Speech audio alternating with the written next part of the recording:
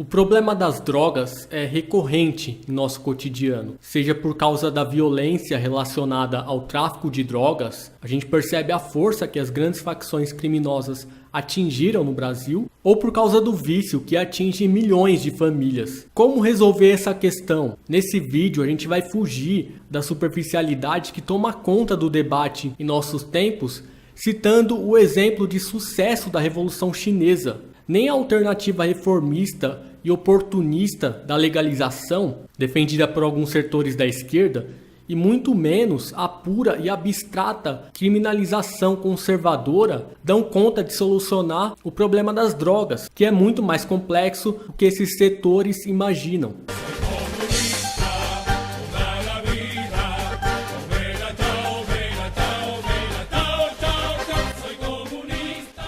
No mundo de hoje, acabar com o vício e o tráfico de drogas parece impossível, tamanho o problema mundial que se tornou. Os dirigentes políticos e a elite econômica, liderados principalmente pelas políticas dos Estados Unidos, afirmam que são combatentes das drogas, com avançadas e moderníssimas estruturas policiais, cada vez mais presídios, medicamentos, alternativas religiosas, terapias, campanhas publicitárias denunciando os males do consumo, enfim, defendem todo tipo de medida, mas não vão às causas reais do problema. E cada vez mais pessoas, principalmente pobres e moradores de periferias, são assassinados pelo Estado. O sistema capitalista, vigente em todo o mundo, não consegue acabar com o problema das drogas porque é ele próprio quem cria o tráfico e o consumo de drogas. Por um lado, o desemprego, a pobreza, a fome, a superexploração do trabalho, a escravidão, o endividamento, todo o estresse cotidiano causados por esse sistema condicionam o povo a buscar formas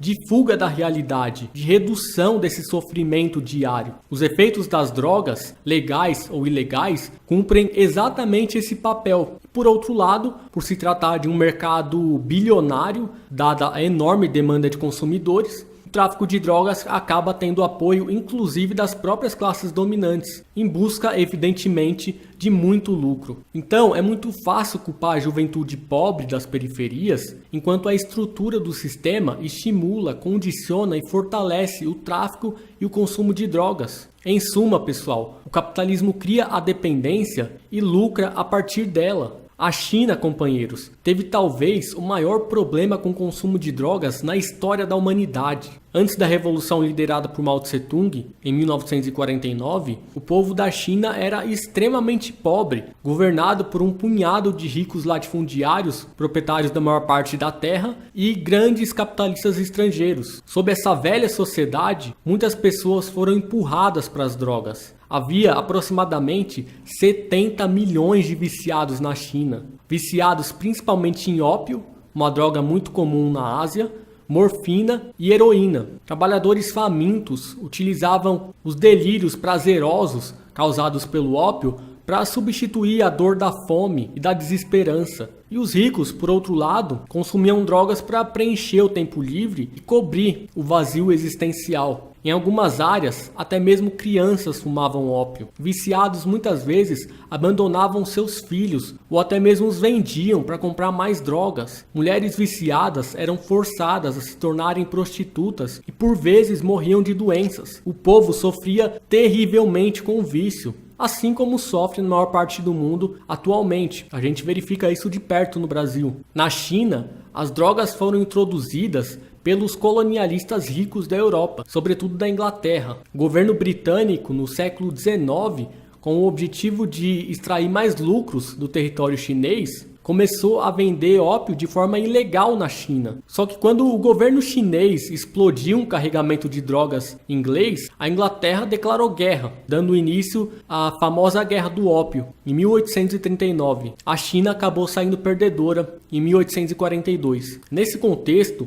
o colonialismo inglês acabou introduzindo toneladas de ópio por dezenas de anos no território chinês, causando uma verdadeira epidemia no povo. Tudo em busca de lucro, como sempre. É algo semelhante à forma como a classe dominante dos Estados Unidos ajudou a disseminar a praga mundial do vício em drogas nos dias atuais. Na década de 80, a CIA, a Central de Inteligência dos Estados Unidos, ampliou o tráfico de cocaína para financiar sua guerra secreta contra a Nicarágua. No Afeganistão, a CIA colaborou na venda de ópio para arrecadar recursos para a oposição aos soviéticos. O historiador Alfred McCoy afirma que, na maioria dos casos, o papel da CIA envolveu várias formas de cumplicidade, tolerância ou ignorância intencional sobre o tráfico. A CIA não lidava com a heroína, mas deu a seus aliados, os senhores das drogas, transporte, armas e proteção política. Sem falar, pessoal, da indústria farmacêutica dos Estados Unidos, que lucra de forma gigantesca, com drogas vendidas tanto de forma legal quanto ilegal. Mas não era a esquerda que defendia bandido? Pois é, essa é para os conservadores hipócritas que amam o assassino imperialismo estadunidense. Já na China, a Revolução Maoísta acabou com o vício rapidamente. O exército revolucionário liderado por Mao derrotou o exército dos opressores das classes dominantes chinesas em 1949. 3 anos depois, em 1952, não tinha mais nenhum viciado. Plantações de drogas e o tráfico foram literalmente destruídos. Em apenas 3 anos, a China passou de 70 milhões de viciados em drogas para nenhum, enquanto no mundo capitalista, cada vez mais jovens e até crianças entram tanto no tráfico quanto acabam se tornando dependentes químicos. Mas como essa revolução maoísta conseguiu esse feito talvez inédito na história da humanidade, dando fim ao tráfico e ao vício de drogas em apenas 3 anos? É que pela primeira vez na história do país, o poder na sociedade passou a servir aos trabalhadores e às massas exploradas, não aos grandes empresários, latifundiários e burocratas do velho Estado chinês. O primeiro item no combate ao tráfico e ao vício envolveu uma grande campanha popular para construir uma forte moral revolucionária no seio do povo que atingisse a todos, inclusive os dependentes. Desde os primeiros meses do novo poder, a revolução se utilizou da ativa participação do povo para acabar com o vício e o tráfico. Não se tratava de punir os dependentes ou legalizar o comércio de drogas, mas de uma campanha de massas, com milhões de envolvidos rechaçando as drogas e o tráfico e, fundamentalmente, enxergando os dependentes como pessoas vítimas do antigo sistema de exploração e que, enquanto sujeitos ativos, deveriam ser parte da construção do novo país. Nesse sentido, os revolucionários maoístas chamavam os próprios viciados para se juntarem à luta por uma nova sociedade, lhes proporcionando, inclusive, um sentido na vida. Os trabalhadores das periferias foram organizados para lutar com seus irmãos e irmãs viciados. Ex-viciados e suas famílias se juntavam a grandes marchas e comícios. Drogas eram queimadas em festas populares. As crianças foram organizadas em suas escolas para rechaçarem também as drogas. Os jornais e rádios foram mobilizados para apoiar a campanha incessantemente. Toda a estrutura administrativa e fiscalizadora do novo Estado foi incorporada pela disciplina revolucionária, diminuindo drasticamente a corrupção e o individualismo típicos dos valores morais da antiga sociedade. E é evidente que uma campanha tão maciça, tão gigantesca, envolvendo todos os setores da sociedade, só é possível se o povo, através do seu partido revolucionário, controlar toda a economia, todas as formas de comunicação social. É impossível, sob uma economia voltada para o lucro de poucos, criar um movimento dessa magnitude. Paralelamente à campanha de integração dos dependentes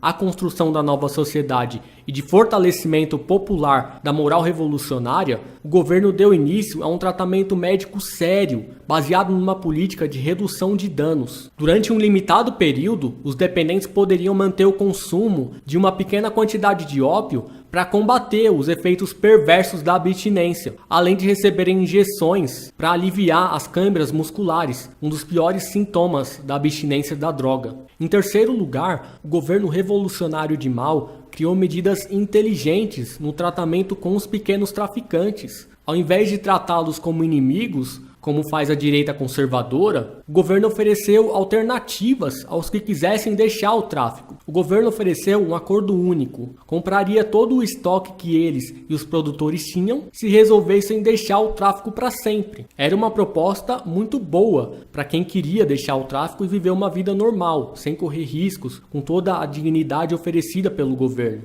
Alguns poucos que resistiram foram denunciados pelo próprio povo e posteriormente presos. Outros foram colocados sob vigilância constante do bairro, outros enviados para a prisão para serem reeducados com trabalho, estudo e, claro, a moral revolucionária. Essa política revolucionária, pessoal, tratava todos os pobres como irmãos e irmãs. Pobres viciados e pequenos comerciantes tiveram uma alternativa para deixar o vício e o tráfico de drogas. Todos tiveram direito ao emprego, a uma vida digna e foram encorajados a aderir à luta por uma nova sociedade. Em quarto lugar, Mao Tse-tung criou uma abordagem diferente para os grandes traficantes que ficaram ricos através do sofrimento das pessoas. Muitos deles pertencentes às próprias classes dominantes, como eu já disse, foram classificados como inimigos do povo e levados a julgamento na frente de milhares de pessoas, muitas das quais, com a vida arruinada pelas drogas, testemunharam contra eles. A punição, em sua grande maioria, foi a prisão perpétua,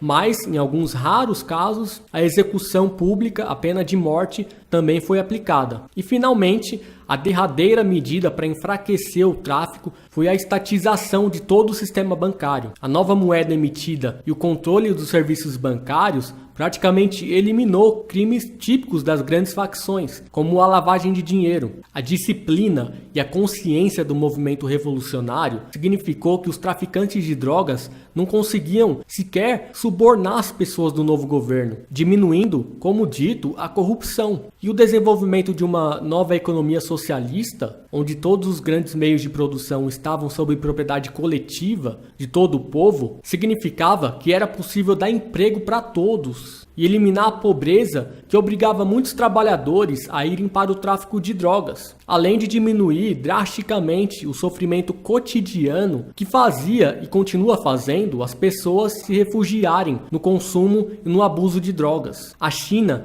não teve quase nenhum vício em drogas por mais de 20 anos. No entanto, depois de 1976, o problema voltou, já que a Revolução Maoísta foi, lamentavelmente, derrubada por revisionistas. Assim que o velho capitalismo foi restaurado, a dependência e o tráfico de drogas, naturalmente, reapareceram. Mas o caminho foi apontado concretamente pela Revolução. Não se trata de encher prisões com usuários, reproduzir discursos morais vazios ou legalizar comércio de drogas. Qualquer alternativa que não passe necessariamente por uma grande revolução proletária se trata apenas de um sonho, de uma utopia, de uma fantasia. É a revolução de nova democracia em direção ininterrupta ao socialismo que vai acabar com o desemprego, o endividamento, com a fome, a pobreza, a exploração do trabalho, violência, prostituição, tráfico de drogas, analfabetismo, machismo, violência policial e todos os problemas sociais típicos do nosso cotidiano.